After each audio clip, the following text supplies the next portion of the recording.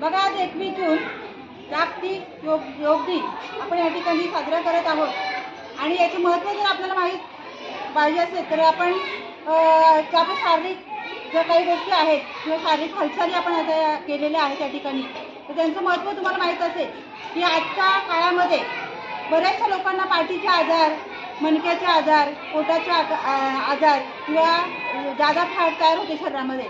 तर हे करण्यासाठी किंवा आपलं आरोग्य व्यवस्थित सुदृढ ठेवण्यासाठी योगाचे फार महत्त्व आहे आणि प्रत्येकाने आज योगा करणं महत्त्वाचं आहे. योगा केल्यामुळे आपलं शरीर जे आहे ते सुदृढ होते, शरीर व्यवस्थित राहते आणि शरीरामध्ये लवचिकता तयार होते. अशा पद्धतीने प्रत्येकाने योगा करणं गरजेचं आहे. आपल्या घरच्यांना सुद्धा आपण योगाचं महत्त्व सांगणं गरजेचं आहे.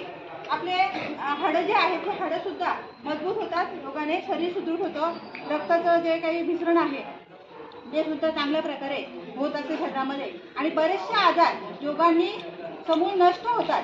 आज जर बघितलं बरेचसे वय झालेली लोक आहेत की 70-80 वर्षाचे काही लोक आहेत, तर त्यांना बरेचसे प्रॉब्लेम्स असतात. तर सतत योगा केल्याने हे प्रॉब्लेम्स आपले दूर होऊ शकतात. बरेच कमरेचे आजार असतात, पोटाचे आजार असतात, हातापायांचे आजार असतात, हाडांचे आजार असतात. म्हणजे स्नायू बलकट होण्यासाठी योगांचं खूप महत्त्व आहे आणि अशा पद्धतीने आपण आज योग दिन या ठिकाणी साजरा केलेला आहे. तर सर्वांना योग दिनाच्या खूप खूप शुभेच्छा.